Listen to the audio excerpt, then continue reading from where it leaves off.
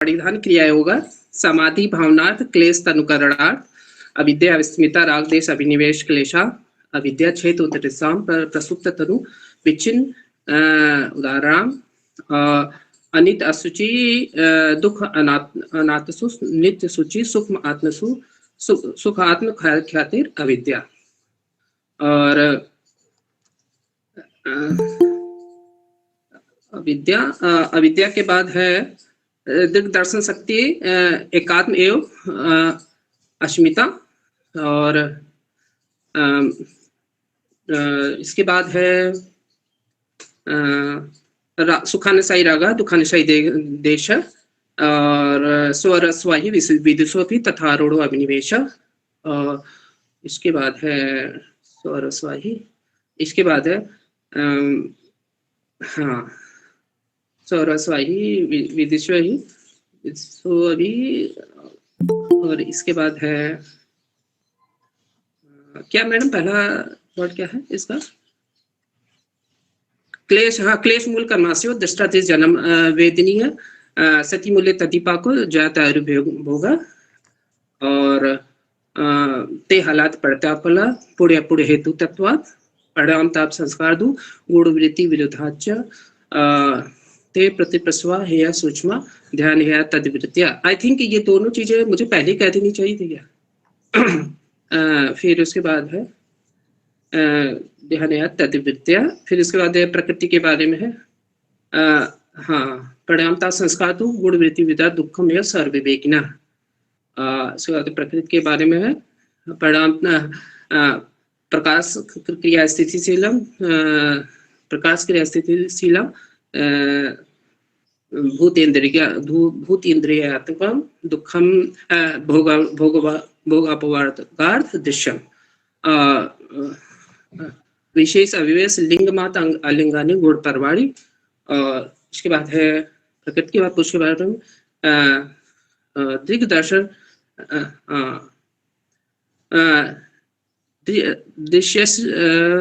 दृष्टा दिशि मात शुद्धे प्रत्यय अनुपश्य दिग्दर्शन शक्ति हाँ तद एव अर्थ दृश्य आत्मा। और उसके बाद है कृतार्थ प्रति नष्टम नष्टम तदन हेतु तत्वात् कृतार्थ प्रति नष्टम अनष्टम तत् हेतु साधारण तत्वात्। और इसके बाद स्वामी शक्ति स्वरूप उपलब्धि हेतु हेतु संयोग तस् हेतु अविद्या तस् हेतु अविद्या। और तत् अभाव संयोग अभाव हान तदिश कैवल्यम। और विवेक ख्याति अविप्लवा हानुपाया। और इसके बाद है तत्सप्तधा प्रांत भूमि प्रज्ञा। और इसके बाद है योग एवं अनुष्ठानी अशुद्धि क्षीयते ज्ञान दीप्ति और अविवेक ख्याति। फिर इसके बाद है यम नियम आसन प्रत्याहार धारा ध्यान समाधि अष्टांगानी। और ये है इसके बाद हाँ सत्य हिंसा अस्ते अपरिग्रह सत्य हिंसा अस्ते ब्रह्मचर्य अपरिग्रह यमा। और तत् हाँ यमा जाति देश काल समय अवच्छिन्ना सार्वभौम महाव्रता। और फिर उसके बाद है संतोष तप सदाय ईश्वर प्रायधान यमा। वितर्का प्रतिपक्ष भावना वितर्का हिंसा दया कृतकारित अनुमोदिता लोभ क्रोध मोह पूर्वका मृदु मद अधिमात्र दुख ज्ञान अनंत फला इत प्रतिपक्ष भावना। उसके बाद है अहिंसा प्रतिष्ठा तत्सनिधो वैरत्याग सत्य प्रतिष्ठा क्रियाफल आश्रयतम अस्ते प्रतिष्ठायां सर्वरत्न उपस्थानम। ब्रह्मचर्य प्रतिष्ठायां वीरेलाभ अपिग्रह स्तर जन्म कथा संबोधना शौचात् स्वांग अंग जुगुप्सा परैर असंसर्ग सत शुद्धि सौमनस्य एकाग्र इंद्रियजय आत्मदर्शनार्थ योगत्वानि च कायेन्द्रिय सिद्धि अशुद्धि क्षीयते अशुद्धि क्षया तपस। और इसके बाद है ये, हाँ हाँ ये है समाधि से पहले आता है आपका समाधि से पहले जो है क्या आता है मैडम? समाधि से पहले सांस संतोष तप श्रद्धा ईश्वर, हाँ ईश्वर परिधान इष्ट देव से संप्रयोग, और उसके बाद समाधि सिद्धि, इस समाधि सिद्धि ईश्वर परिधान। इसके बाद है आसन के बारे में, स्थिर सुखमासनम प्रत्न शैथिलम अनंत समापत्तिभ्याम प्रत्न शैथिलम। इसके बाद है तद द्वंद्व अनाभिघाता। उसके बाद है प्राणायाम सती मूल्य, हाँ तस्मिन् सती श्वास प्रसार योग गति विच्छेद प्राणायाम व्यवंतर स्तंभ वृत्ति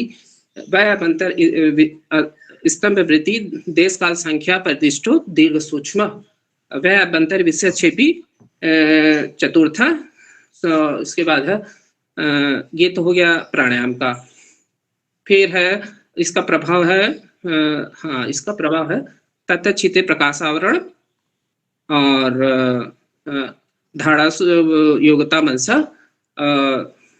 और इसके बाद है प्रत्याहार। प्रत्याहार में है सविषय असंप्रयोगे चित्त स्वरूप अनुकरणा इव इंद्रियाणाम प्रत्याहारा तत् इंद्रियाणाम तत् परमश्यता इंद्रियाणाम। Thank you.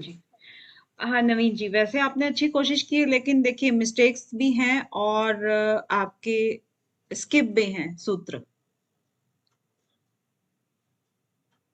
अब आप माइक बंद करके कुछ भी बोलेंगे सुनेगा नहीं। हाँ मैम, जो शुद्धि वाला है सत्व शुद्धि सौम्नस्य एकाग्र इंद्रियजया, सत्व शुद्धि सौम्नस्य एकाग्र इंद्रियजया आत्मदर्शना योग तत्वानि। ये तो बोला था मैंने तो ये कहा ही नहीं कि आपने इसमें कोई मिस्टेक की है। अच्छा, आपने जो मिस्टेक किया 10वां और 11वां सूत्र कंप्लीटली छोड़ दिया आपने। अच्छा 10वां 11वां, तो जो हम 10वां कलेश की बात कर रहे थे, कलेशों का निवारण आपने नहीं बताया। अच्छा सही है।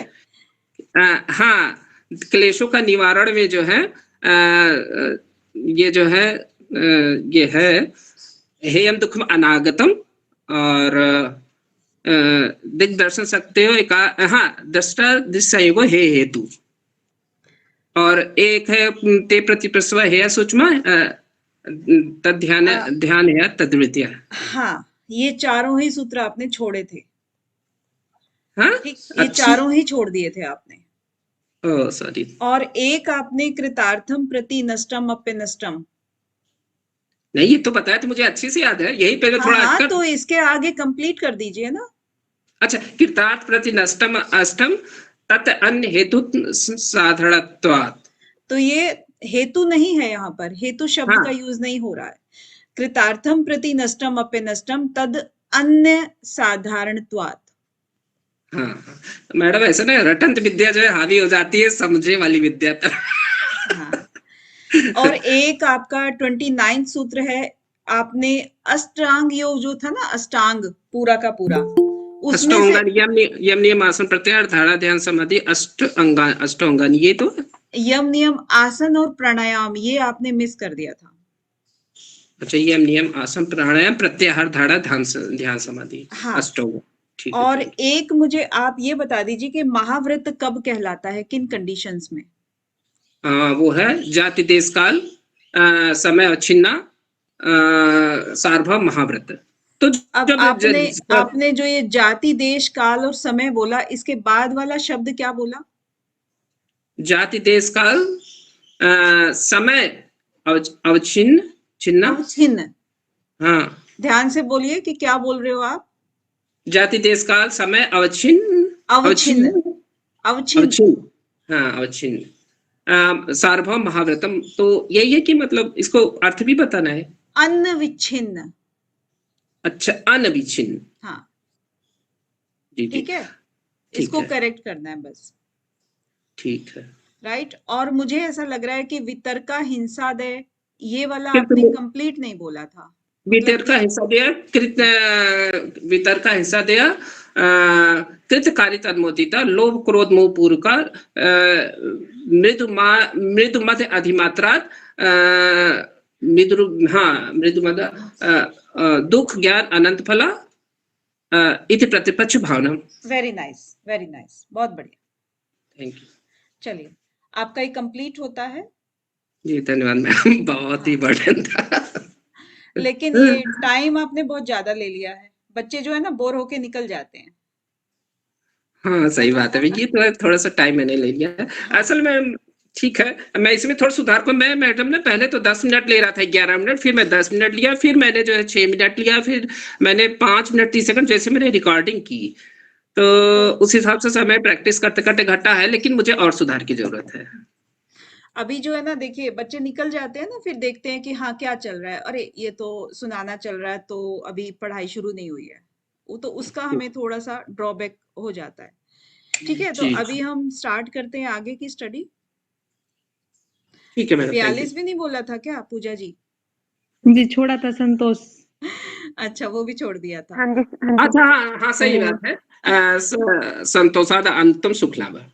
हाँ, देखिए आता इनको सब है, बट वही बात है ना, जल्दी जल्दी में एक तो एंजाइटी हो जाती है अगर आप किसी के सामने सुना रहे हो तो, और वो भी जी जी 10 लोग हैं, 15 लोग हैं, 20 लोग हैं, उनके सामने सुनाते तो थोड़ा सा एंजाइटी लाजमी है। जी जी। तो हम कर रहे थे विभूतिपाद, है ना? विभूतिपाद में हमने किया था बाह्य अंग, हम कर रहे थे किसके, थोड़ा बताएंगे? बहिरंग किसके हम कर रहे थे? निर्बीज। कौन बोला ये? हम्म, ये किसने बोला? अनीता जी आपने बोला? मैम जी मैंने बोला, पूजा ने बोला। हाँ, जी मैम बोली। अनीता जी आप थोड़ा सा अलर्ट रहे ना, मैं कितनी बार आपको बोलूं? बहुत ढीले चल रहे हो, ऐसे तो आप हमारा साथ हमेशा देते रहेंगे। नहीं मैम ऐसा मत बोलिए। मैंने ये कहा कि जो हम अंतरंग पाठ बोल रहे हैं, तो ये कौन सी समाधि का पाठ है जो हम कर रहे थे अभी? अंतरंग सभी समाधि को यस, सबीज संप्रदाय समाधि के अंतरंग पाठ हैं। कौन कौन से हैं सबीज के अंतरंग पाठ? धारणा, समाधि। ध्यान और समाधि। ये बात ना क्लियर कर लो आप एकदम से, क्योंकि जो निर्बीज समाधि होती है, निर्बीज का मतलब कोई भी बीज नहीं है, कोई बीज बाकी नहीं है अब उसके अंदर, तो उसके लिए तो सारा अष्टांग जो है वो बहिरंग है, अंतरंग कुछ भी नहीं है उसके लिए, सब कुछ बहिरंग है। और सबीज के लिए ये 3 जो है वो अंतरंग पार्ट है, और बाकी के जो 5 हैं वो बहिरंग है। ठीक है, तो अब यहाँ पर जो धारणा ध्यान समाधि है, इनका इन्होंने डेफिनेशन बताया कि देश बंधस्य चित्तस्य धारणा, किसी भी एक चीज में, एक ऑब्जेक्ट में अगर हम चित्त को बांध देते हैं तो वो धारणा कहलाती है। उसके बाद जब तत्र, तब प्रत्यय एक तांता ध्यानम, जब हम प्रयास कर रहे थे चित्त को बांधने का ऊपर वाले में, और जब वो प्रयास हमारा एक तांता हो जाता है, मतलब लगातार उसमें बने रहना होता है, तब फिर वो ध्यान बन जाता है, ध्यान में कन्वर्ट हो जाता है। और फिर जब ध्यान में कन्वर्ट हो गया, उसके बाद क्या होता है कि केवल अर्थ मात्र रह गया, और वो जो बताया था ना, स्वरूप शून्य, स्मृति परिशुद्धो, वो सब चीजें जब हट जाएंगी, केवल अर्थ मात्र रह जाएगा, फिर वो समाधि में कन्वर्ट हो जाता है। ठीक है, तो ये जो तीनों चीजों की जो हम अभ्यास कर रहे हैं लगातार, क्योंकि एक ही बार बैठ के कर रहे हैं हम, धारणा हमारी चलेगी कुछ दिन, उसके बाद वो ध्यान में कन्वर्ट हो जाएगा, ध्यान में जब कन्वर्ट होगा तो धीरे धीरे करके वो समाधि में कन्वर्ट हो जाएगा। तो वो स्टेजेस हैं, और जब इन तीनों चीजों का अभ्यास करेंगे तो महर्षि पतंजलि ने इन तीनों चीजों को क्या कहा है कि संयम। अब आप अगर एक बार योग सूत्र पढ़ते हो, एक पाद विभूति पाद आपने किया या साधन किया या समाधि किया, एक बार आपने पढ़ा, आपको थोड़ा सा पता लगा इसका लेआउट क्या है। दूसरी बार पढ़ा, फिर आपको थोड़ा सा और ज्ञान हुआ। तीसरी बार पढ़ा तो और समझ में आया। चौथी बार पढ़ा तो आपका ध्यान उसके अंदर जाने लगा, यानी कि गहराई में जाता है ना। जैसे ध्यान शुरू में हम आंख बंद करके, और अगर हम कहें कि आकाश के अंदर आप घुसते जाओ घुसते जाओ घुसते जाओ, आपको क्या क्या दिखाई दे रहा है? सेम वही चीज है। शुरू में आपको कुछ दिखाई नहीं देगा, यानी कि धारणा करने की कोशिश कर रहे हो। धीरे धीरे उस ध्यान को आप और आगे बढ़ा रहे हो तो आपको थोड़े से टिमटिमाते तारे दिखाई देंगे। फिर आप और ध्यान को आगे बढ़ा रहे हो तो और ज्यादा गहरा, जैसे कि आप अंतरिक्ष के अंदर घुसते जा रहे हो। तो सेम चीज वही है कि जब वो अंतरिक्ष के आप अंदर घुसोगे तो जाहिर सी बात है कि टाइम तो ज्यादा लगेगा ना। धारणा में तो बहुत कम टाइम लगा, समाधि के अंदर बहुत टाइम लगता है। तो वो जो समाधि है, जब बहुत समय तक हम एक ही दिशा में एकाग्र रहेंगे तब वो समाधि कहलाएगी। ठीक है। और जब ये तीनों बन जाते हैं, एक तरह से होते हैं, तो उसको महर्षि पतंजलि ने संयम का नाम दिया है। और इसी संयम का शब्द का प्रयोग हमें बार बार यहां सुनने को मिलेगा। ठीक है। तो अब ये कहते हैं कि जो संयम हो गया, यानी कि किसी भी चीज के ऊपर अगर आपने धारणा ध्यान समाधि कर ली, धारणा ध्यान समाधि मीन्स जो भी आपने किस चीज के ऊपर काम कर रहे थे, उस चीज को अगर आपने अभ्यास से उसको पूरी तरह से सीख लिया, तब क्या होता है, उस चीज के प्रति या उस विषय के प्रति आपकी जो प्रज्ञा है, आपकी बुद्धि है, वो प्रकाशित हो जाती है। यानी कि उस चीज को आपकी बुद्धि जान लेती है, समझ लेती है। अब आपको अंदर उसके अंदर कोई डाउट नहीं रहा, तो इसका मतलब क्या हुआ, प्रकाशित हो गई, है ना। दूसरे शब्दों में हम कह सकते हैं ना, ये बुद्धि आपकी वहां से प्रकाशित हो गई। तस्य भूमिषु विनियोग है। अब उस जो प्रकाश है बुद्धि का, उसको हमें प्रयोग करना चाहिए। विनियोग प्रयोग करना चाहिए कहाँ पर, अगली भूमियों के लिए। जैसे कल एग्जाम्पल दिया था कि अगर आपकी 8th क्लास में अगर आप क्लियर कर गए तो उस नॉलेज को आप 9th क्लास में यूज करोगे। क्या फर्स्ट का बच्चा 9th क्लास में अपनी बुद्धि को यूज कर सकता है? नहीं। वो 8th क्लास पास करने के बाद ही उस बुद्धि का प्रयोग 9th क्लास में करेगा। तो इसी तरह से हर भूमि, जो आने वाली भूमि है, उसको हमें उस बुद्धि का प्रयोग करना चाहिए। यहाँ 6 तक आपका हो गया। 7वें में क्या कह रहे हैं कि त्रयम अंतरंगम पूर्वेभ्य। पूर्वेभ्य मतलब जो पूर्व में बताए गए हैं, वो क्या है, तीनों अंतरंग पार्ट है। अब सीधी सी बात है, किसके अंतरंग पार्ट है, बताइए किसके अंतरंग पार्ट है? सबीज समाधि के। हाँ जी, सबीज समाधि कह दो, और दूसरे शब्दों में क्या कह दो इसको, संप्रज्ञात समाधि।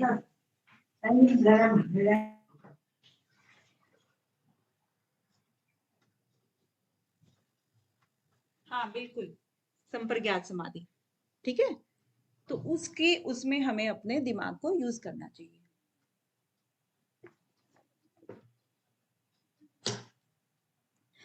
इसके बाद आता है कि तद अपि बहिरंगम निर्बीजस्य। तद अपि, तो भी। अब यहां पर अगर इसने सबीज की बात की है, तो निर्बीज के लिए क्या कहेंगे, तो भी ये बहिरंग है निर्बीज के लिए, जो सबसे पहले हमने बात की। यहां तक सबको क्लियर है? हाँ जी मैम, क्लियर है।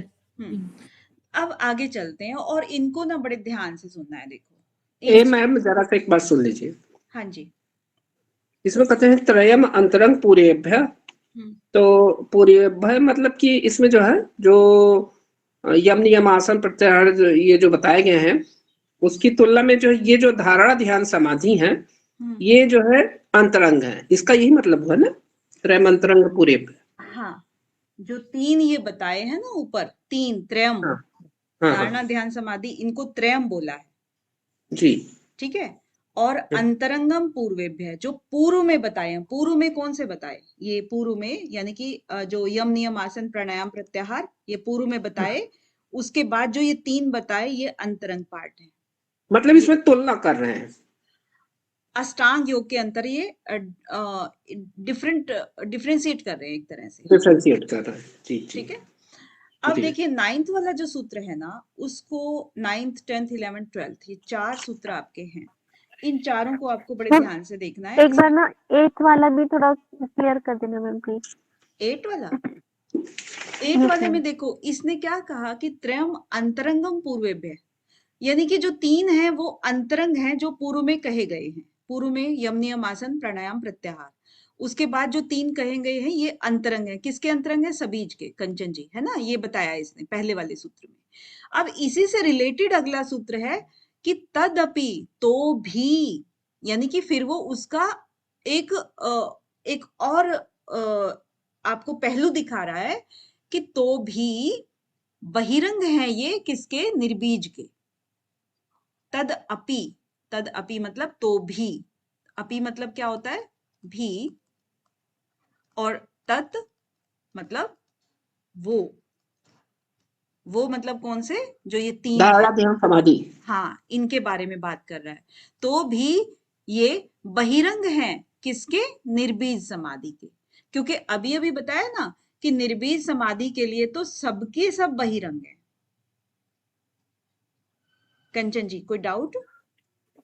बहिरंग के लिए मतलब मैम यम नियम से लेके समाधि तक हाँ, समाधि पूरा तक 8 सब, पूरा हाँ, निर्बीज है। 8 के 8 निर्बीज समाधि के लिए बहिरंग है। ओके। आपको ये क्लियर है ना कि जब निर्बीज समाधि करी जाती है या असंप्रज्ञात समाधि को प्राप्त किया जाता है तो हमें सारे आलंबन छोड़ने पड़ते हैं, छोड़नी पड़ती है जी मैम। है ना। तो फिर सबके सब तो होंगे ही बहिरंग, वो सबके सब बाहरी पार्ट है। जब हमें खुद का ही आलंबन छोड़ना पड़ता है, अस्मिता तक का छोड़ना पड़ता है, अहम ब्रह्मास्मि का हमें छोड़ना पड़ता है, सात्विक जितने भी उसको आलंबन लेकर के हम वैराग्य की तरफ जा रहे थे, क्योंकि वैराग्य की तरफ कब जाएंगे? जब हम सात्विक आलंबन पकड़ेंगे कोई भी, है ना। जी तामसिक मैम, राजसिक में तो फिर जा नहीं सकते। सात्विक भी हमें फिर लास्ट में भी छोड़ना पड़ता है। हाँ, सात्विक भी हमें छोड़ना पड़ता है। तो मैम निर्बीज से एक तरीके से असंप्रज्ञात का एक्सप्लेनेशन हो गया, और यस, जो ये सबीज हुआ वो संप्रज्ञात हुआ। संप्रज्ञात का हुआ, बिल्कुल ओह ठीक है। तो वो सबके जी सब मैम। निर्बीज के लिए बहिरंग है, सबके सब मतलब 8 के 8 यम से लेकर के समाधि तक। क्योंकि यहाँ पर समाधि किसकी कही गई है? यहाँ पर समाधि आपकी असंप्रज्ञात समाधि नहीं है, यहाँ पर संप्रज्ञात, ये जो समाधि है आपकी संप्रज्ञात समाधि है, क्योंकि ये धारणा ध्यान समाधि के साथ जुड़ी हुई है। 7th वाला ना मैम? जो ऊपर जो समाधि थी ना, ये हाँ हाँ वाली हाँ समाधि हाँ हाँ। अष्टांग योग वाली जो समाधि है, ये समाधि को आप निर्बीज समाधि मत समझिएगा, नहीं नहीं नहीं नहीं। ठीक है। ये समाधि है अष्टांग योग की समाधि, जिसके अंदर सात्विक आलंबन बना हुआ है अभी भी, क्योंकि वो धारणा से शुरू करके, ध्यान से शुरू करके वो समाधि की प्रक्रिया तक अभ्यास कर रहा है, ठीक है। और अब ये समाधि घटित कैसे होती है धीरे धीरे करके, वो शुरू कर रहे हैं अब 9वें सूत्र से। कैसे धीरे धीरे अभ्यास के द्वारा क्या क्या घटनाएं घटती हैं, ठीक है, उस चीज को हम देखेंगे अभी। ये या क्या कह रहे हैं कि व्युत्थान निरोध संस्कार और अभिभव प्रादुर्भावो निरोध क्षण चित्त अन्वयो निरोध परिणाम है। अब यहाँ पर ना सबसे पहले परिणाम है, ये सारे के सारे आप ये देखो परिणाम है, क्योंकि जब भी हम कोई भी अभ्यास करते हैं तो ऑब्वियस है कि परिणाम तो आता है ना किसी भी चीज का। जैसे प्राणायाम करते हैं तो हल्कापन आता है ना, कफ जो है वो कम हो जाता है, नाड़ियों में फंसा हुआ मल कम हो जाता है, इस तरीके से परिणाम तो आएगा ही आएगा। तो जो परिणाम है वो परिणाम यहाँ पर कितने बताए हैं? एक सबसे पहले बताया इन्होंने निरोध परिणाम, दूसरे नंबर पे बताया इन्होंने समाधि परिणाम, और तीसरे नंबर पे बताया एकाग्र परिणाम। 3 परिणाम इन्होंने बताए। अब ये परिणाम कैसे कैसे घटित होते हैं इसको हम देखेंगे अभी। व्युत्थान निरोध संस्कार योग, यानी कि जो व्युत्थान क्या होता है? कोई भी बताएं एक बार कि आपने अपनी जिंदगी में अगर इस शब्द को सुना होगा तो क्या सेंस लेते हो इससे?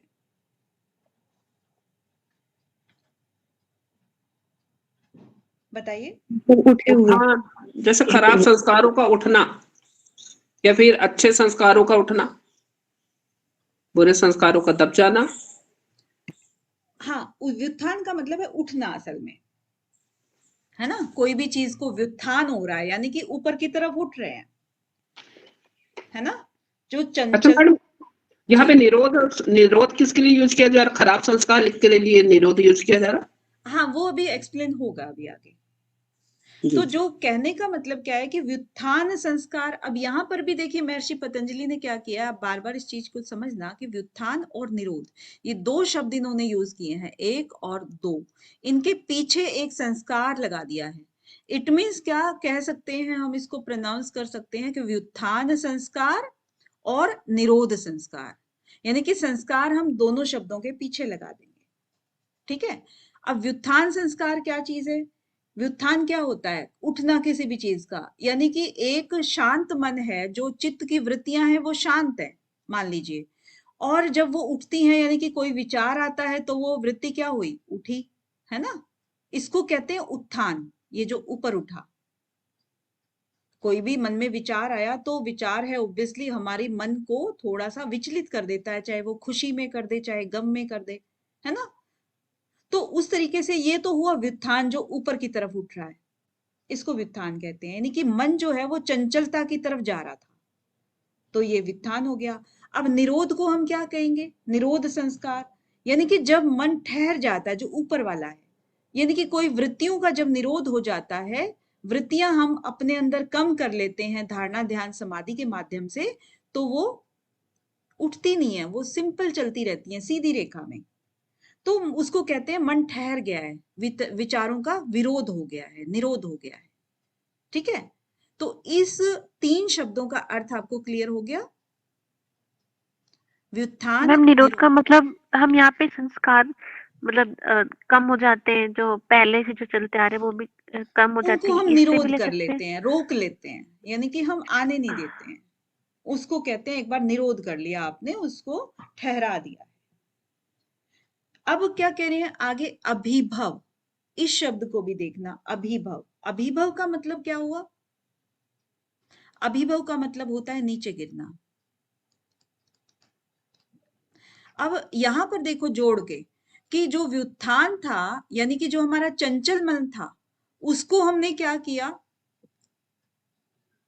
उसको हमने कर दिया, जो ये चंचल मन था इसको हमने कर दिया अभिभव, क्योंकि हम क्या कर रहे हैं, अभी समाधि मार्ग में आगे चल रहे हैं ना, तो हमें उसी से रिलेटेड अभ्यास करना है।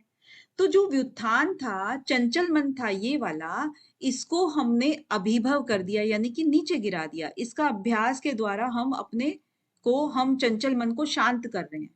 और निरोध जो आगे वाला शब्द है, उसको हमने क्या किया? प्रादुर्भाव किया। प्रादुर्भाव का मतलब है ऊपर उठाना, प्रादुर्भाव करना, ऊपर की ओर उठाया। यानी कि कुल मिलाकर हमने क्या अभ्यास किया कि हमने चंचल मन को तो हमने शांत करने का अभ्यास किया, और जो निरोध संस्कार थे हमारे, जो हम विचित्त वृत्तियों को रोकने का जो अभ्यास कर रहे थे, उसको हमने इंक्रीज किया। ठीक है। व्युत्थान निरोध संस्कारो अभिभव प्रादुर्भाव, यहां तक देखिए क्लियर हुआ मतलब आपको?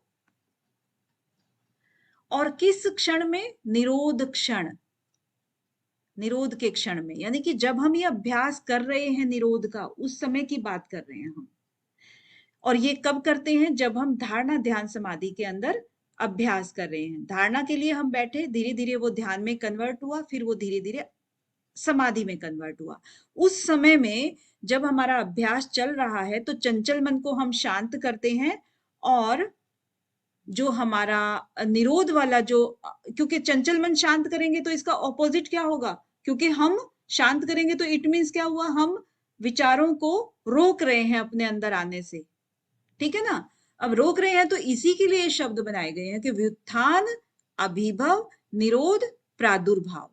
व्युत्थान को हमने अभिभव किया, गिराया, और निरोध को हमने प्रादुर्भाव किया, यानी कि उठाया। ठीक है, तो इन दोनों के ही संस्कारों को हमने कम और ज्यादा किया, राइट। और किस क्षण में, किस दौरान? निरोध के क्षण में, जब हम ये अभ्यास कर रहे थे तब। इसके बाद है चित्त अन्वय, जब चित्त जो है उसका अन्वय करने लगता है। अन्वय मतलब चित्त क्या है, उसका अनुसरण करने लगता है।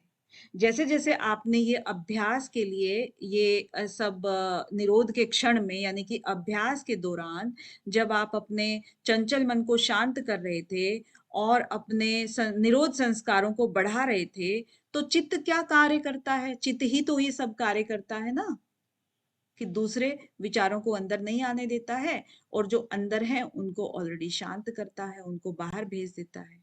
तो चित्त उसका अन्वय करता है, चित्त का अन्वय करता है। तो धीरे धीरे क्या होता है फिर? जो हमारे जो चंचल मन था, चंचल मन किसके कारण होता है?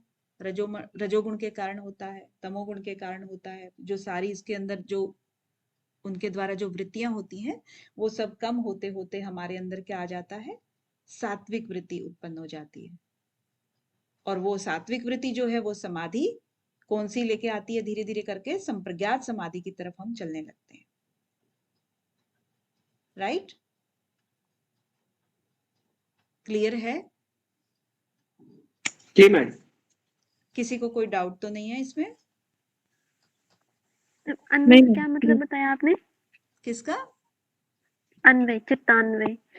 चित्त अन्वय, चित्त अनुसरण करने लगता है। यानी कि जैसे जैसे हम अभ्यास करते हैं ना कंचन जी, तो अभ्यास करते हैं तो हमारे दिमाग में एक चीज रहती है कि हमें ये चीज अपने अंदर लेनी है और ये चीज छोड़नी है। एक दो बार थोड़ा सा दिक्कत होगी, उसके बाद धीरे धीरे करके चित्त जो है ना उसके अनुसार ही चलने लगता है। जैसे हमारा हम चाहेंगे, हमारी इच्छा शक्ति जैसे चाहेगी, तो वैसे वैसे चित्त भी वैसे वैसे करने लगेगा। तो चित्त अन्वय, चित्त उसका अनुसरण करने लगता है। जो हम सोचते हैं, जिस तरह से हम अपने चित्त को चलाना चाहते हैं। यानी कि निरोध का अगर हमें क्या करना था, निरोध का अनुगमन हमें करना है, निरोध के साथ में चलना है ना। चित्त को हमने ऑर्डर दे दिया कि निरोध हमें चित्त की वृत्तियों का करना है, तो चित्त क्या करेगा? धीरे धीरे करके वो निरोध करना शुरू कर देगा, विचारों को आने नहीं देगा। उसको अन्वय करना बोलते हैं, पीछे पीछे चलना। आपको कई बार बताया है अन्वय का मतलब। जी मैम, क्लियर मैम। ठीक है। अब देखिएगा 10वें सूत्र में क्या कहते हैं। 10वें में कहते हैं कि तस्य प्रशांत वाहिता संस्कारात्। अब जब ये सब काम हुए कि भाई व्युत्थान संस्कारों का निरोध क्या किया? अभिभव किया, गिराया, उनको कम किया, और निरोध संस्कारों को उठाया, बढ़ाया उनको। अब जब ये अभ्यास हो गया, तब तस्य प्रशांत वाहिता संस्कारात्, है ना। उससे, यानी कि जब चित्त में निरोध के संस्कार बने हुए थे, उसके द्वारा क्या हुआ? शांति की धारा बहने लगती है। संस्कारों की, जो संस्कार डेवलप हुए ना, अब संस्कार डेवलप होने के बाद उससे एक धारा सी बहने लगी। अब धारा का जैसे एग्जाम्पल आप देखें कि जो पहले के सूत्र में ये कहा था, आपने देख लिया होगा कि हमने सत्व और सत्व गुण को बढ़ाया धीरे धीरे करके, और सत्व गुण के बढ़ने से जो एक ऊपर सूत्र आया था कि गुण वृत्ति विरोधाच था ना एक, कि गुण की वृत्तियां जो है ना एक दूसरे के विरुद्ध होती हैं। तो जब सत्व गुण बढ़ेगा तो ऑटोमेटिकली कौन से गुण कम हो जाएंगे? रजोगुण व तमोगुण। रजतम। हाँ, रजोतम कम हो जाएंगे। अब जब ये रजतम जो थे, पहले तो बहुत सारी मात्रा में थे रज और तम, धीरे धीरे करके जब हमने सत्वगुण को बढ़ाया तो वो क्या हो गए? कम हो गए। अब सत्वगुण की जो एक बहुत सारे हमने बहुत लंबे समय तक सत्वगुण हम कर रहे हैं, और हमारे जो बीच में ऑब्स्टेकल्स, आप कह सकते हैं कि पत्थर जो पड़े हुए थे बीच में, नदी की बात कर रहे हैं, अभी नदी का एग्जाम्पल देते हैं, और सत्वगुण हम बढ़ा रहे हैं इसके अंदर, और इसके अंदर अभी भी हमारे छोटे छोटे जो है ना रज और तम गुण के पत्थर पड़े हुए हैं, लेकिन इतने ज्यादा हमने सत्व गुण को भर लिया कि वो नदी की एक धारा सी बहने लगती है। सत्व गुण की बीच में जितने ऑब्स्टेकल्स आने थे उन सबको क्रॉस करके वो आगे बढ़ रही है, यानी कि धारा, यानी कि इतनी तेज गति हो गई है सत्व गुण की कि वो प्रशांत वाहिता, यानी कि शांति की एक धारा, वाहिता मतलब धारा बहने लगती है। तो ये क्या है, संस्कारों की बात कर रहे हैं, इसलिए संस्कार लिखा हुआ है कि उससे शांति की धारा बहने लगती है। जैसे हमने इनको, ये था ना, आपकी वृत्तियां थी, जो चंचल मन था, इसको जब हम सीधा करेंगे, चित्त वृत्तियों से निहित करेंगे, तो ये सीधे सीधे बहेगी ना, सीधी एक रेखा में। तो यहाँ पर शांति की धारा जो है बहने लगती है। राइट? हाँ जी, भावेश कुमार जी क्या कह रहे हैं आप? जी मैम, इसको अपन ऐसे समझ सकते हैं क्या, जैसे तस्य प्रशांत वहिता संस्कार आता, जैसे सुबह हम चित्त में ये आदत डालते थे कि मुझे सुबह 6 बजे उठना है, हम्म, ठीक है, 1 दिन 2 दिन 3 दिन 4 दिन, फिर 7वें 8वें या फिर 15 दिन ऑटोमेटिकली नींद खुल जाती है, तो वो हाँ हमारे संस्कार में आ जाता है। तो फिर ऑटोमेटिकली मतलब मैंने अलार्म नहीं भी लगाया तो भी खुद से उठ गया। बिल्कुल, हाँ हाँ हाँ बिल्कुल, अनकॉन्शियस माइंड में भी। अब यहाँ चित्त अन्वयो का मतलब यही तो है कि जो अनकॉन्शियस माइंड है हमारा उस चीज को अडेप्ट कर लेता है। जो भी हम अभ्यास कर रहे हैं, हमारी बॉडी को, हमारे मन को, आप गाड़ी चलाना ही सीखते हैं शुरू में, गाड़ी चलाना सीखते हैं तो शुरू में क्या होता है कि आपको बहुत ध्यान देना पड़ता है कि कहाँ पे आपको फर्स्ट गियर लगाना है, सेकंड गियर लगाना है, फिर आपको भीड़ का ध्यान रखना है, लाइट लेफ्ट देनी है, राइट देनी है। तो उसके बाद जब आप इसमें परफेक्ट हो जाते हो तो फिर गाड़ी आप चलाते हो, चाहे वो अपने वर्किंग प्लेस से लेकर के घर तक, आप पूरी घर तक आ गए हो, लेकिन आपको ये ध्यान ही नहीं है कि आप गाड़ी चला के आ रहे हो, आपके हाथ और पैर ऑटोमेटिकली काम कर रहे हैं। ये होता है, बहुत लोग गाड़ी चलाते होंगे, होता है आपके साथ? Yes ma'am. हम्म। तो यही चीज होती है कि हमारे मन को और शरीर को इस चीज की आदत पड़ जाती है, और चित्त जो है ना उसके इतनी आदत पड़ जाती है कि फिर वो हमें ध्यान ही नहीं रहता। आप जिसकी बात कर रहे हो सर्कैडियन क्लॉक है, तो जो कहते हैं कि अभ्यास जो है वो अगर आप लगातार करते रहो तो वो ऑटोमेटिकली आपसे करवाता रहेगा अनकॉन्शियस माइंड में भी। यही संस्कार बनते हैं, इसी को संस्कार कहते हैं। तो जब ये सारी चीजें हम करते हैं तो हमारे को बुरे ख्याल आते ही नहीं है, यानी कि सत्व और रज और तम का कोई काम रेयरली कभी, देखो अब ये जीवन है, जीवन में तो बहुत सारी घटनाएं होती हैं, लेकिन कभी कभार को छोड़ करके आपके अंदर वो भावनाएं आएंगी ही नहीं, विरोधी भावनाएं जो होती हैं।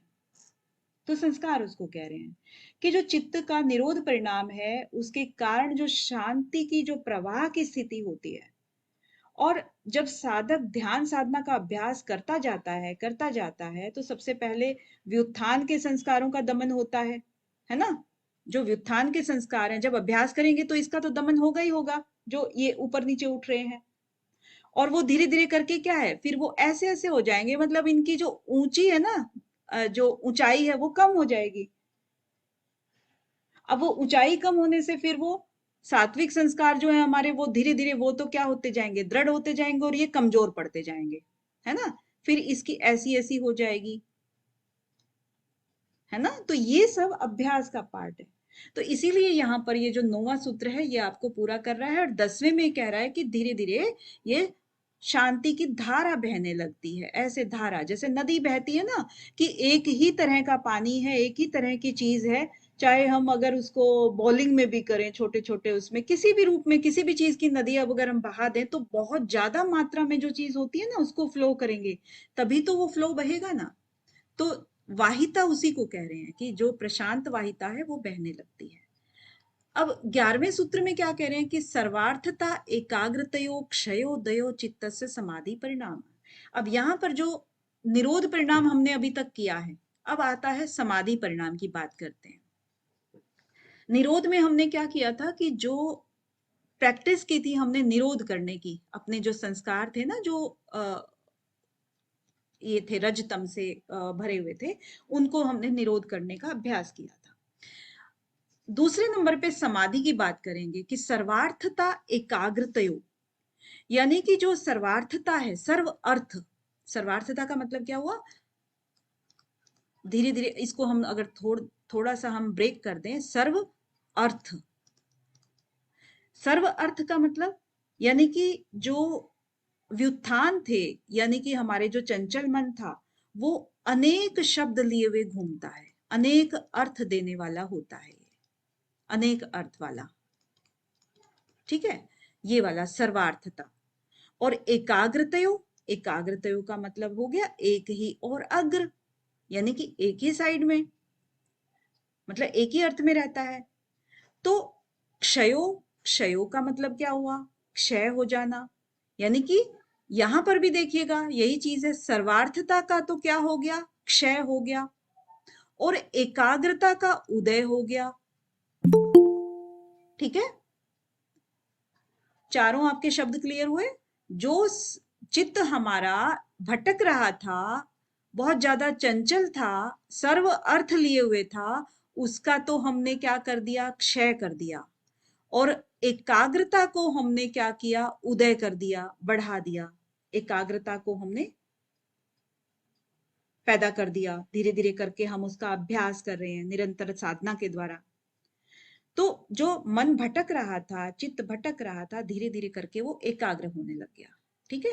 वो क्या है? चित्तस्य समाधि परिणाम, वो चित्त का समाधि परिणाम हुआ।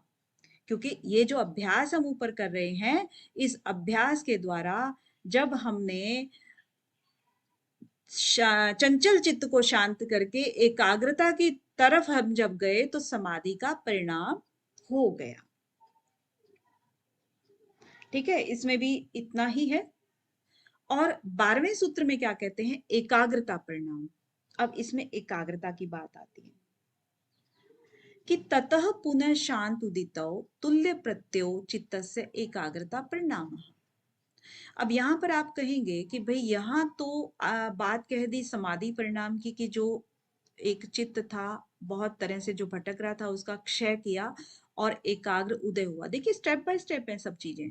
अब यहां पर क्या है? एकाग्र तो हो गया है, एकाग्र करने का अभ्यास हुआ ना यहाँ पर, ये एक कंडीशन है। जैसे हम 8th क्लास में आते हैं और 8th क्लास के एंड में एग्जाम आते आते फिर हमारी जो बुद्धि होती है, बुद्धि की जो स्थिति होती है, उसकी बात कर रहे हैं यहाँ पर 11वें सूत्र में।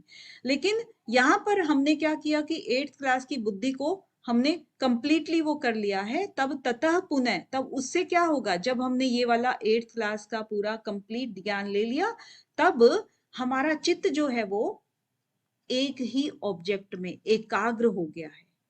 एकाग्रता, ततः पुनः शांत उदित। तो इसको एक एक शब्द को बताएंगे अभी। प्रत्यो चित्त से एकाग्रता परिणाम है, तो एकाग्र हुआ।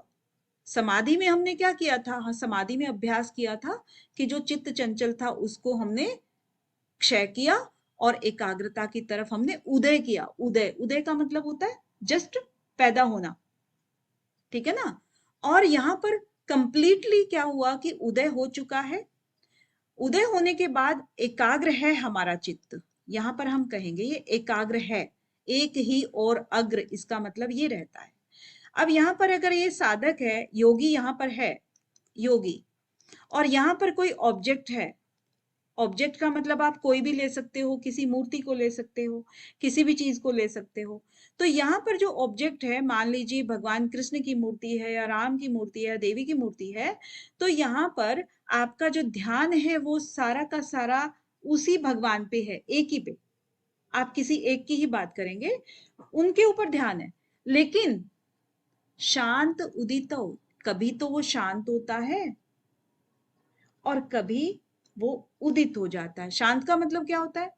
शांत का मतलब होता है कि वो खत्म हो जाता है, दब जाता है, और कभी उसके अंदर फिर से विचार उठने लगते हैं। तुल्य प्रत्यय, यानी कि तुल्य का मतलब है समान, तुलना करना, समान। और तुलना किस चीज में होती है? समान ही एक चीजों में समान तुलना में। होती है ना। और प्रत्यय, प्रत्यय का मतलब यहाँ पर क्या है? जो हमारी चित्त की वृत्तियां हैं उसकी बात कर रहे हैं, ठीक है। चित्त से एकाग्र परिणाम है। अब यहाँ पर जो बात क्लियर करने वाली है वो ये है कि यहाँ पर जो योगी ने किसी ऑब्जेक्ट पर या कृष्ण जी पर अगर ध्यान दिया, तो उनका ध्यान तो कृष्ण जी में ही है। लेकिन शांत कब हो रहा है? जब वो कृष्ण जी के ऊपर ध्यान कर रहा है। उदित कब हो रहा है? जब उनके विचारों में जो उठ रही है ना बात, कोई भी उदित उठ रही है, तो किसके बारे में उठ रही है? कि कृष्ण जी कहाँ पैदा हुए थे, कृष्ण जी ने क्या क्या गीता में बोला, या कृष्ण जी के सखा कौन कौन थे, इस तरह की बातें वो उठ रही हैं। यानी कि ऑब्जेक्ट सेम है, उन्हीं के बारे में ही वो तुलना, तुल्य प्रत्यय, उन्हीं के बारे में ही वो विचार कभी तो दब रहे हैं, शांत के ऊपर दब रहे हैं, और कभी वो उठ रहे हैं। ठीक है, एक ही ऑब्जेक्ट है, अलग अलग नहीं है। उससे पहले वाले में क्या था कि आपकी एक बार आपकी वृत्ति आई कि आप किचन में खाना बना रहे हो, मेरा बच्चा कहाँ होगा, या मेरा हस्बैंड कहाँ होगा, या फिर मुझे तो ये काम करना था, मुझे मार्केट से ये लाना था, वो लाना था। यानी कि अनेक तरह के विचार आपको परेशान कर रहे थे पहले तो। अब उन अनेक तरह के विचारों से एक ही तरह का विचार आपका आ गया है एकाग्रता में, और वो एक तरह के विचार में भी क्या हो रहा है? शांत हो रहा है कभी तो, और कभी वो उदित हो रहा है। शांत क्यों हो रहा है? क्योंकि वो फिर कृष्ण जी की भक्ति में लग रहा है एकटक। उसके बाद उदित कब हो रहा है? जब आपका ये पता लगा कि भाई जो कृष्ण जी को जो मैं ध्यान कर रहा हूँ, इन्होंने क्या क्या घटनाएं की थी, कब ये पैदा हुए थे, किसके घर में पैदा हुए थे, इनकी माता का नाम क्या था। इस तरीके से वो उदित होते हैं। यानी कि विचारों में फिर थोड़ी सी भंगिता तो आ गई, लेकिन वो उसी से रिलेटेड आई है, और कोई भी इनका नहीं था। ठीक है, तो 12 सूत्र तक ये होता है। क्लियर है कि कुछ और इसमें डाउट है? क्योंकि ये देखिए 4 सूत्र बहुत इंपॉर्टेंट सूत्र हैं, इनको बहुत सारे क्वेश्चंस बनते हैं आपके, इस बार भी बने थे। इनमें से आपको कोई भी क्वेश्चन के अंदर आपको दे दिया जाएगा कि ये कौन सा परिणाम है, या क्योंकि अगर लास्ट में वो दे देंगे कौन सा परिणाम है, तो सब में लिखा हुआ है लास्ट में, तो लास्ट का नहीं लिखते हैं वो, कभी भी लिखेंगे नहीं लास्ट का। समाधि परिणाम, एकाग्रता परिणाम, निरोध परिणाम, ये नहीं लिखेंगे वो, क्योंकि वो उससे तो आप पहचान जाओगे कि ये इस परिणाम की बात कर रहे हैं। वो क्या लिखेंगे? वो लिखेंगे कि ये वाला परिणाम कौन सा है, ठीक है, या फिर लिखेंगे ये वाला परिणाम कौन सा है, या लिखेंगे ये वाला परिणाम कौन सा है, ये लिखेंगे। वो ये वाली लाइन लिख करके नीचे आपको ऑप्शन दे देंगे कि निरोध है, कि समाधि है, कि एकाग्र है। तो इसमें आपको डिफ्रेंशिएट करना पड़ेगा। अब आप बताओ, जब मैंने आपको क्लू दे दिया कि इस तरह का क्वेश्चन बनेगा, अब बताइए कि आपको कोई डाउट है? नहीं मैम, क्लियर है तीनों परिणाम। और स्पेशल मैम क्लियर है, भावेश जी, क्लियर है आपको मैम। क्लियर है? Yes ma'am. क्लियर है आपको ये तीनों? जी मैम। और नवीन जी, आपको क्लियर है? हाँ मैडम, क्लियर है। राजेश जी, आपको?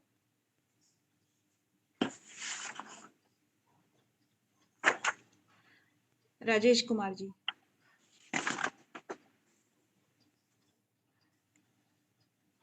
नवीन जी, फिर मुझे ये बता दो, समाधि परिणाम में क्या क्या खूबी है, मतलब क्या बता रहे हैं समाधि परिणाम के लिए? समाधि परिणाम के लिए तो यही बता रहे हैं कि जो चारों ओर जाने वाला जो चित्त होता है, चारों ओर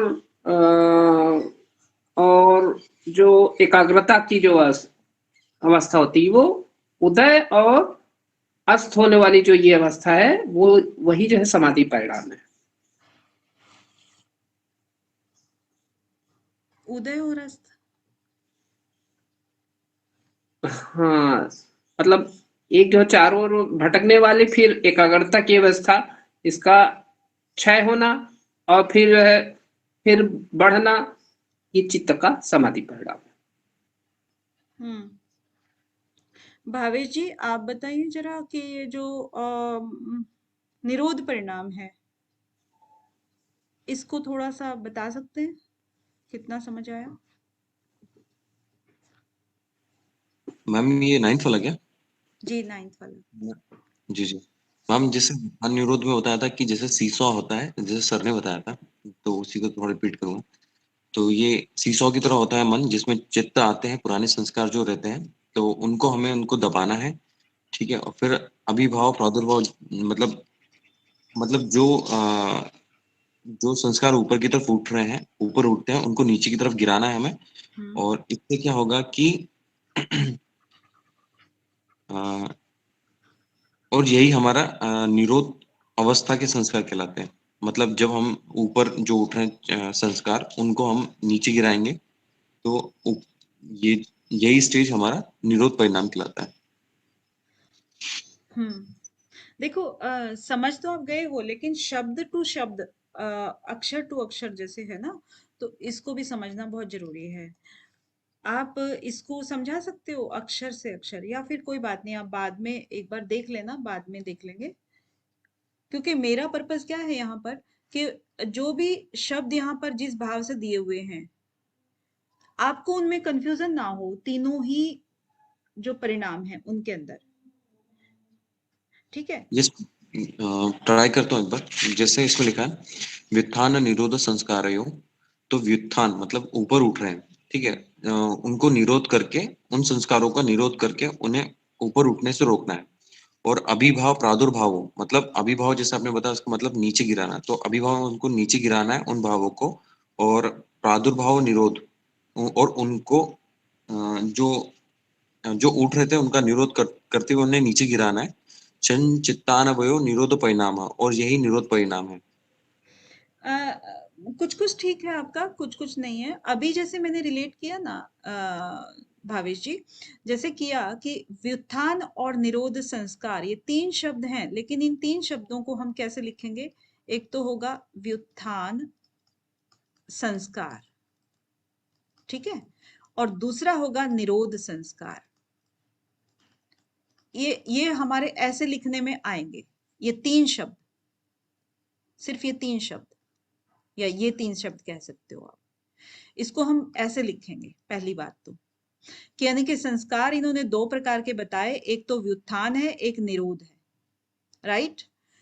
अब इसने जो पेयर बनाया, जो हमने एक सूत्र किया था, मैत्री करुणा मुदितो उपेक्षा नाम सुख दुख पुण्य अपुण्य विषयाणाम, तो आपने देखा होगा कि उसके अंदर जो मैत्री करुणा था वो एक तरफ था, और सुख दुख था वो एक तरफ था। इसी तरीके से अविद्या अस्मिता वाला भी था, है ना, था ना ऐसे ही। यानी कि महर्षि पतंजलि यहाँ पर क्या करते हैं कि एक ही सूत्र में दो वो हिस्से बांट देते हैं, जिसके अंदर पहले हिस्से से रिलेटेड फिर ऑपोजिट दूसरे हिस्से में कर देते हैं, या उसको इस तरीके से वो सूत्र बनाते हैं। तो हमने यहाँ पर क्या किया कि व्युत्थान जो था, व्युत्थान शब्द जो है, उसको हमने किससे रिलेट किया? अभिभव से किया। अभिभव, ये जो है अभिभव पहला, यानी कि मैंने कहा कि यहां से आप पार्टीशन कर लो सूत्र का। पार्टीशन करने के बाद जो पहला शब्द इन्होंने दिया अभिभव, अभिभव किससे रिलेटेड है? व्युत्थान से रिलेटेड अभिभव है। और व्युत्थान किसका हो रहा था?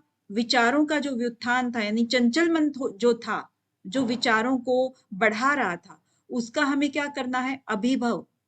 अभिभव मतलब उनको हमें कम करना है, गिराना है उन चीजों को, उन विचारों को, ठीक है। और निरोध संस्कार जो हमारा सेकंड वाला है, इसको हमें क्या करना है? इसको हमें प्रादुर्भाव करना है, यानी कि इसको हमें ऊपर उठाना है,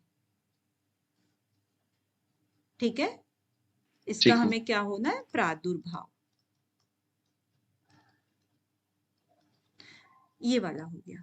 तो इस तरीके से, और निरोध क्षण मतलब जब हम इस की अभ्यास कर रहे हैं इस चीज का, तब की बात कर रहे हैं ये, कि पहले हम चंचल मन को शांत करेंगे, शांत मतलब अभिभव करेंगे, उसका कम करेंगे, और निरोध संस्कारों का हम बढ़ाएंगे।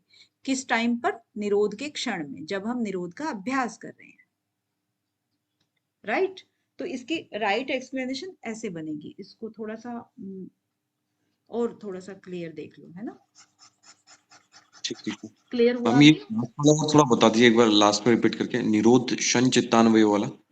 हाँ, निरोध क्षण चित्तान्वय। निरोध क्षण तो बता दिया आपको कि निरोध के क्षण में ये सब चीजें घटित होती हैं, कि व्युत्थान संस्कारों को आप गिराएंगे, और निरोध संस्कारों का आप अभी वह प्रादुर्भाव करेंगे, है ना।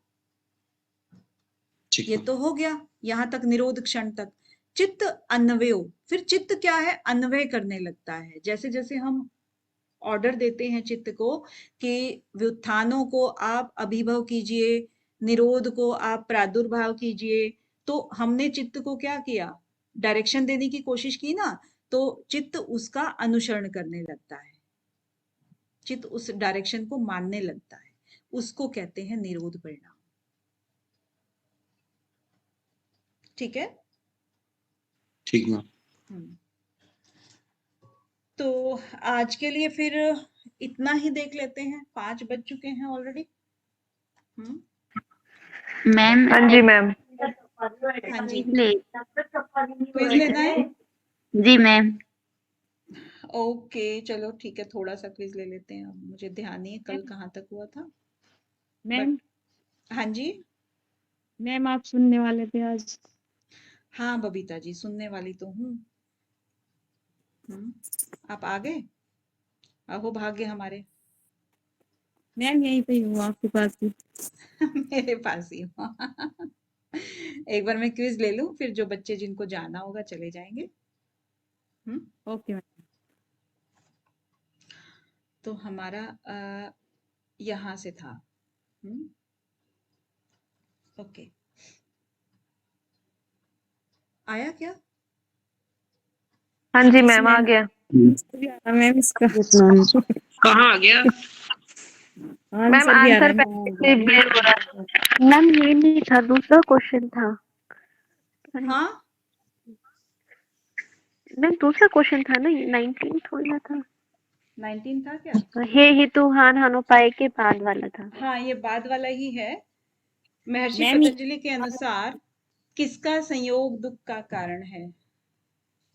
मैम इसका आंसर शो हो रहा था। मतलब चीटिंग हो गई। मैम मुझे स्क्रीन ही शो नहीं हो रही। और किस किस को नहीं हो रही शो? मैडम मुझे भी हो नहीं हो रही रही है, थी, लेकिन फिलहाल सही हो गया है। फिलहाल सही सब हो हो गया रही है है, स्क्रीन, सबका हो चल गया है। रहा है स्क्रीन। आप या तो ना पिन कर लीजिए इसको। मैंने अभी एक डिवाइस से और लॉगिन किया है जहां से मैं ये प्रेजेंट कर रही हूँ। तो नहीं मैम, महर्षि पतंजलि के अनुसार किनका संयोग दुख का कारण है?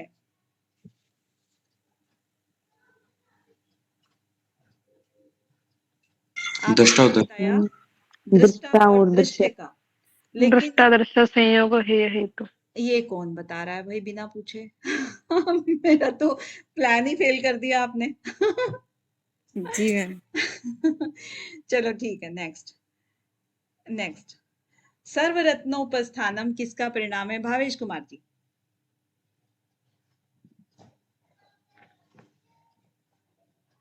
मैम ये सेकंड वाला चैप्टर के क्या नहीं था, मतलब मेरा 30 तक ही था, फिर भी मैं देख लिया। सत्य का होगा मेरे ख्याल से।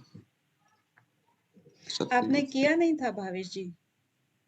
हाँ मैम 30 तक किया था, मतलब मेरा 30 तक है कंप्लीट वैसे। अच्छा, सेकंड वाला 30 तक कंप्लीट है आपका। ओके, तो राकेश कुमार जी बता देंगे। अस्तेय मैम। अस्तेय, सूत्र भी सुना दीजिए। अस्तेय सर्वरत्न उपस्थानम। अस्तेयम प्रतिष्ठायाम सर्वरत्नो उपस्थानम। बहुत बढ़िया, बहुत वेरी नाइस। नेक्स्ट बताएंगी पूजा पुंडीर जी। धारणा ध्यान समाधि किसके बहिरंग हैं? निर्बीज समाधि के लिए। अच्छा, यस मैम। तदपि बहिरंग निर्बीजस्य।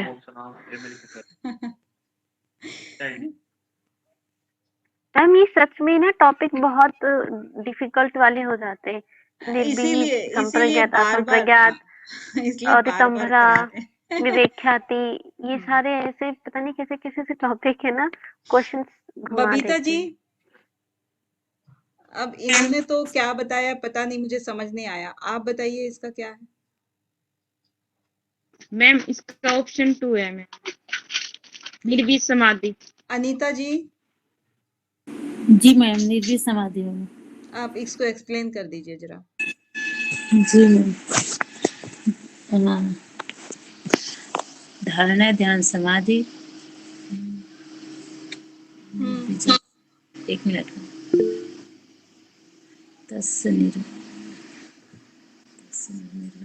यार इतना टाइम मत लो यार।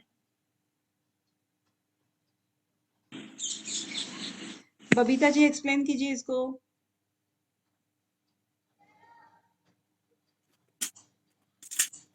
मैम धारणा ध्यान समाधि संप्रज्ञात समाधि के तो अंतरंग में आते हैं और असंप्रज्ञात यानी कि निर्बीज समाधि के बहिरंग आते हैं। बहिरंग 8 के 8 होते हैं निर्बीज समाधि के अंतर्गत। बहुत बढ़िया, बहुत ही बढ़िया। आज तो दिल खुश कर दिया। Thank you ma'am. नेक्स्ट, अपर वैराग्य का परिणाम बताइए।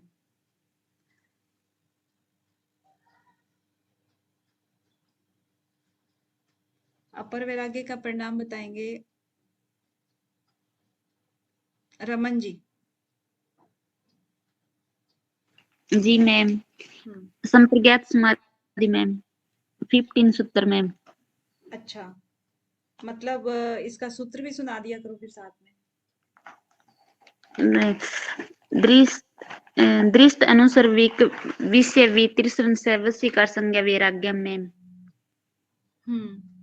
ओके, चलिए नेक्स्ट है, चित्त में क्या क्या शामिल है ये बताएंगे धर्मेंद्र जी। चित्त में मैम 3 चीजें शामिल है, मन बुद्धि अहंकार। अच्छा, प्राण तो है ही नहीं मैम। अच्छा ठीक है, बहुत बढ़िया। नेक्स्ट है, महर्षि पतंजलि के अनुसार काय संपत्ति, ये नहीं है आपका भी। ओके, आसन सिद्धि की विधियां इन्होंने कर रखा मैम ये। नहीं, फिर अभी सुनेंगे नहीं ना। ठीक है। योग सूत्र के अनुसार आसन सिद्धि की विधियां ये बताएंगे हेमा साहू जी।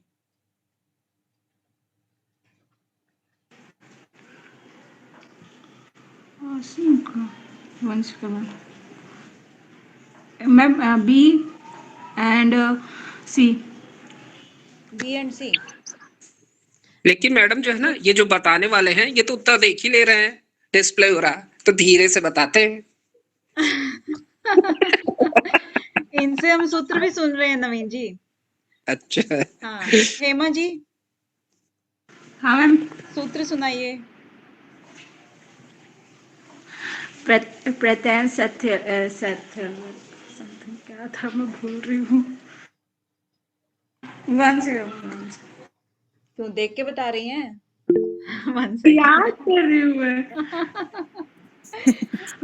प्रत्यय सत्य अनंत संपत्ति समथिंग ऐसी है। समथिंग और आप सुना चुकी हैं, ऐसे अपडेट कैसे होगा? मैम रिकॉल करूंगी, मैं करती हूँ। ये तो फिर मैं वापस से वही चीज कर दूंगी जो आपका अपडेट रहता है ना। तो इट मींस वो भी कंटिन्यू नहीं है। नहीं मैम मत करना, मैं वापस से वो करती हूँ मैम। हाँ, प्रयत्न शैथिल्य। हाँ, कंचन जी ने हाथ रेंज किया है। मैम श्लोक ही सुनाना है ना? हाँ हाँ। अच्छा, तो पहला आता है स्थिरम सुखम आसनम प्रयत्न शैथिल्य अनंत समापत्तिभ्याम और ततो द्वंद अनभिघातश्च। ये है इसका। हाँ बढ़िया, बहुत बढ़िया। क्रिया योग के लाभ, ये तो बहुत इजी है। Shweta Thakur ji. Yes ma'am. Ma'am B और सी आएगा। बी और सी 2 ऑप्शन। ओके। अभी थोड़ा सा मुझे बता भी दो सूत्र भी साथ में। मैम साधनपाद का है दूसरा सूत्र, समाधि भावनात् क्लेश तनुकानात् च। Good, very nice. अब एक ये है, योग में निम्नलिखित में से किस ग्रंथ में कैवल्य शब्द का प्रयोग हुआ है? ये आ भी सकता है आपको, नहीं भी आ सकता है। न्यू स्टूडेंट्स को थोड़ा सा प्रॉब्लम हो सकती है, नहीं तो मुझे लगता है सबको ही आएगा। अनीता नायक जी। जी मैम, हठ रत्नावली और पतंजलि योग सूत्र। बहुत बढ़िया, बहुत बढ़िया। धारणा सूच योग्यता मनसः किसका परिणाम है? ज्योति भलारा जी। मैम प्राणायाम, थर्ड आंसर। प्राणायाम का है? क्यों प्रत्याहार के बाद आती है ये तो धारणा मैम तो? मैम आपने बताया था, ये गैप करके बताया गया। इसमें एक तो है प्रकाश का आवरण हो जाता है कम, और एक धारणा सूच योग्यता मन से ये प्राण दोनों प्रत्याहार दोनों ही सूत्र को सुना दो जरा। बाद में प्रत्याहार आता है मैम। हाँ नहीं, दोनों ही सूत्र को तथ्यते सुना दो। प्रत्याहार का मैम। नहीं, जो आपका ये है परिणाम है ना, किसका परिणाम है? आपने बता दिया प्राणायाम का परिणाम है ये। तो प्राणायाम के जो यस मैम, परिणाम है, कितने परिणाम थे उनको सुना दो। Yes ma'am. तथ्यते प्रकाश आवरणम धारणा सूच योग्यता मन से, ये बहुत दोनों फल है मैम। बहुत बढ़िया, बहुत बढ़िया। Yes ma'am. इसके बाद आता है कि दृष्टानुश्रविक विषय वितृष्णस्य किसका विशेष गुण है? भावेश कुमार जी। वशीकार संग वैराग्य। बहुत बढ़िया, बहुत सुंदर। नेक्स्ट है महर्षि पतंजलि के अनुसार हेय हेतु संयोग है किस किस का? अनीता नायक जी।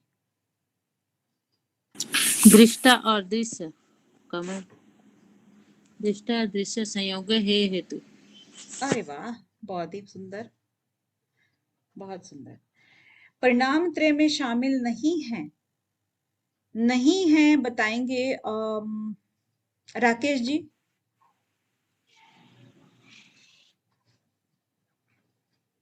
धारणा परिणाम। धारणा तो हाँ। हमने पढ़ी है ना राकेश जी, सबसे पहले ही पढ़ी है धारणा तो।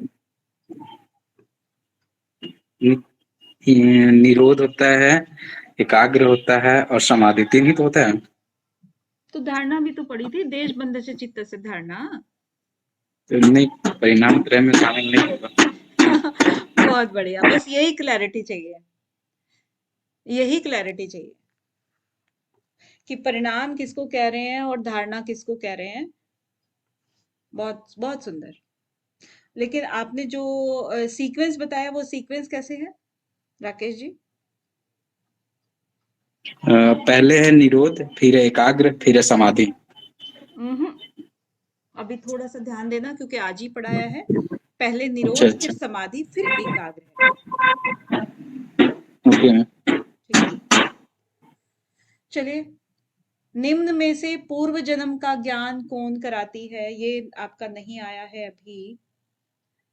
अस्मिता का अभिप्राय डैश की एकात्मा है।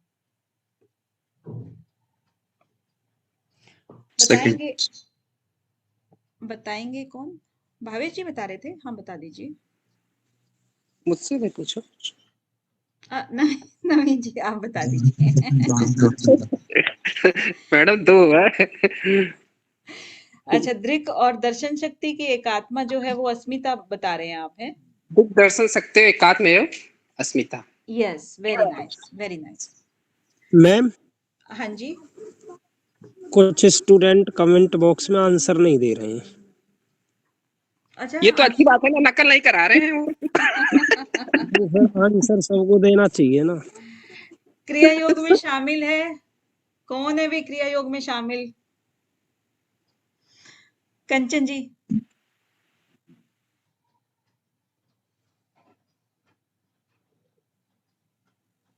मैम इसमें ए बी डी, अविद्या तो क्लेश हो गया। ABD, तप, स्वाध्याय और ईश्वर प्रणिधान। बहुत बढ़िया। चलिए 35 आज हो गए हैं अपने कंप्लीट। हाँ मैं, मेरा एक अच्छा सा क्वेश्चन है। अच्छा सा है।